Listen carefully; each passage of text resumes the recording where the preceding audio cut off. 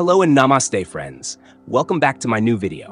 भारत में ई-कॉमर्स कंपनियां अभी भी बड़े पैमाने पर मुनाफा कमाने में असफल क्यों हो रही हैं?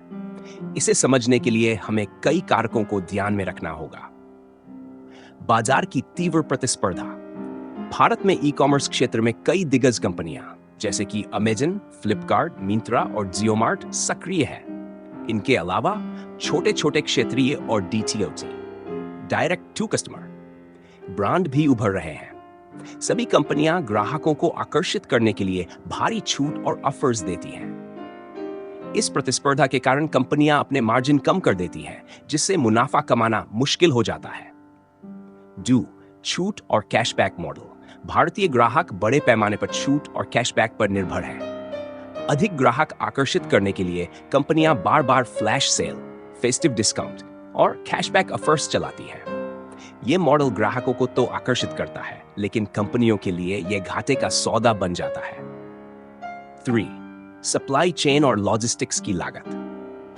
भारत में ई-कॉमर्स कंपनियों के लिए डिलीवरी और रिटर्न की लागत एक बड़ी चुनौती है। देश के अंदरूनी हिस्सों में सामान पहुंचाना काफी महंगा पड़ता है। प्रोडक्ट रिटर्न की दर लगभग 80% भी बहुत ज्यादा है। रिटर्न और रिवर्स लॉजिस्टिक्स सामान वापस लाना पर भारी खर्च होता है। इसके अलावा गोदामों हाउस और डिलीवरी नेटवर्क में निवेश भी मुनाफे को प्रभावित करता है। उपयोगकर्ता अधिग्रहण की ऊंची लागत। ई-कॉमर्स प्लेटफॉर्म्स को ग्राहकों को जोड़ने के लिए डिजिटल विज्ञापनों, सोशल मीडिया प्रमोशन और इन्फ्लुएंसर मार्केटिंग पर भारी खर्च करना पड़ता है। ग्राहक अधिग्रहण की औसत लागत CAC बहुत ज्यादा होती है। बार-बार छूट देने के बावजूद ग्राहक प्लेटफॉर्म बदलने में हिचकिचाते नहीं हैं, जिससे ग्राहक जीवन काल मूल्य LTV भी कम हो जाता है। 5. ग्राहकों की मूल्य संवेदनशीलता। भारतीय ग्राहक आमतौर पर मूल्य संवेदनशील होते हैं। लोग कम कीमतों की तुलना करने के लिए कई प्लेटफॉर्म्स का उपयोग करते हैं। यदि किसी अन्य वेबसाइट पर थोड़ा भी सस्ता विकल्प मिलता है, तो ग्राहक तुरंत वहां शिफ्ट हो जाते हैं। इस रवैये के कारण ब्रांड लॉयल्टी कम होती है, जिससे कंपनियों को बार-बार ग्राहकों को आकर्षित करने में पैसे खर्च करने पड़ते हैं। 6. डिलीवरी। भारत में अभी भी कैश एंड डिलीवरी पेमेंट का बड़ा हिस्सा है। COD में कंपनियों को पैसा देर से मिलता है। ग्राहकों द्वारा डिलीवरी के समय ऑर्डर कैंसिल करने का जोखिम भी रहता है। इससे कंपनियों को वित्तीय और संचालन संबंधी नुकसान होता है। गहरी जेब वाले निवेशकों की अपेक्षाएं। ई-कॉमर्स कंपनियां भारी निवेश के दम पर चल रही हैं। वेंचर कैपिटल फंड और प्राइवेट इक्विटी फर्म्स के निवेशक कंपनियों पर ग्राहक आधार बढ़ाने का दबाव बनाते हैं। कंपनियां बाजार हिस्सेदारी, मार्केट शेयर बढ़ाने के लिए मुनाफे को नजरअंदाज करती हैं। इसलिए कंपनियां ग्राहक जोड़ने में पैसा लगाती हैं, लेकिन मुनाफे का लक्ष्य पीछे छूट जाता है। 8. विनियामक चुनौतियां और नीतिगत दबाव।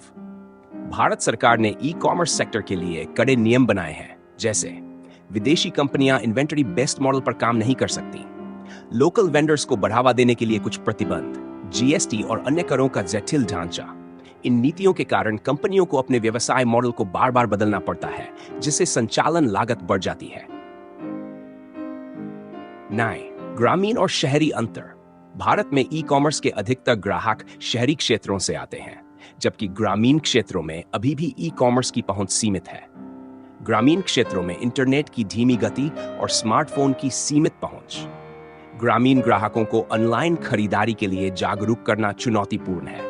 इससे संभावित बाजार का बड़ा हिस्सा अब तक अप्रयुक्त है। स्थिरता का अभाव।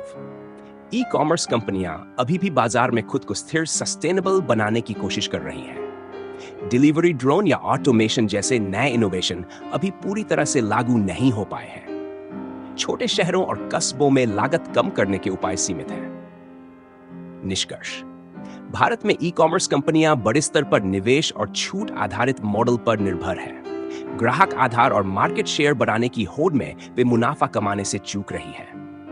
हालांकि आने वाले समय में यदि कंपनियां संचालन लागत कम करने, ग्राहक वफादारी बढ़ाने और नई तकनीकों को अपनाने पर ध्यान दें, तो वे मुनाफे की ओर बढ़ सकती हैं। अगर आपको यह जानकारी उपयोगी लगी हो, तो इस वीडियो को लाइक और शेयर जरूर करें, ताकि और लोग भी इसके बारे में जान सकें। अपने विचार और अनुभव कमेंट में जरूर बताएं। हमारे चैनल को सब्सक्राइब करना न भूलें और बेल आइकन दबाएं